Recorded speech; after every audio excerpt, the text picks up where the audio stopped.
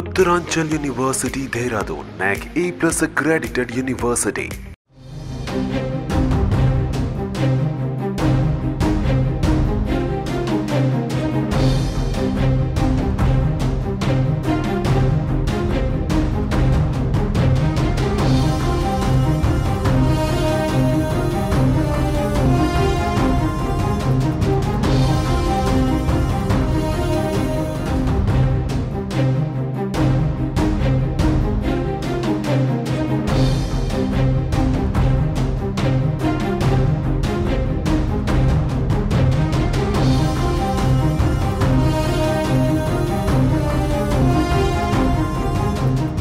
AP సార్వత్రిక ఎన్నికల polling సందర్భంగా ఈవీఎం ధ్వంసం చేసిన ఘటనలో మాచర్ల ఎమ్మెల్యే పిన్నెల్లి రామకృష్ణారెడ్డికి భారీ ఊరట లభించింది. 3 కేసులలో మధ్యంతర ముందస్తు బెయిల్ మంజూరు చేసింది ఏపీ హైకోర్టు. ఈవీఎం ధ్వంసం కేసులో ఇచ్చిన బెయిల్ షరతులే వర్తిస్తాయని హైకోర్టు తెలిపింది. అలాగే కౌంటింగ్ వరకు ఎలాంటి చర్యలు తీసుకోవద్దని పోలీసులను ఆదేశించింది.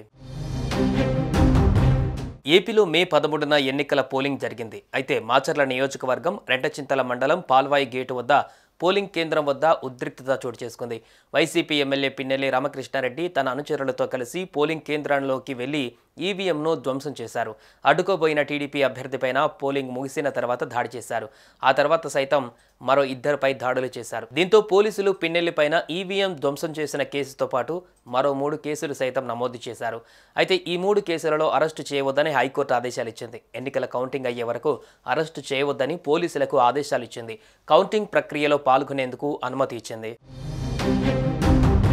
పోలింగ్ రోజు మాచర్లలో చోటు చేసుకున్న హింసాత్మక ఘటనలలో పిన్నెల్లి పాత్రపైన పోలీసులు ఆధారాలు సేకరించారు.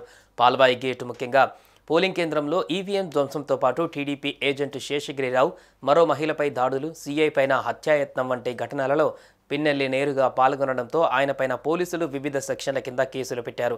దీంతో పిన్నెల్లి హైకోర్టును ఆశ్రయించారు. ఇక సోమవారం జరిగిన వాదనలలో పిన్నెల్లిపైన హత్యాయత్నంతో పాటు తీవ్ర కేసులు ఉన్నాయని వాదించారు.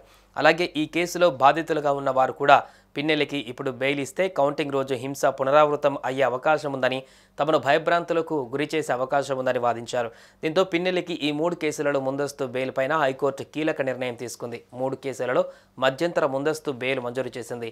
దీంతో పిన్నెల్లి మాచర్లకు తిరిగి వచ్చేందుకు ప్లాన్ చేసుకుంటున్నట్లుగా తెలుస్తోంది. సుమన్ టీవీలో మీ పర్సనల్ అండ్ బిజినెస్ ప్రమోషన్స్ కోసం కింది నెంబర్కి కాంటాక్ట్ చేయండి.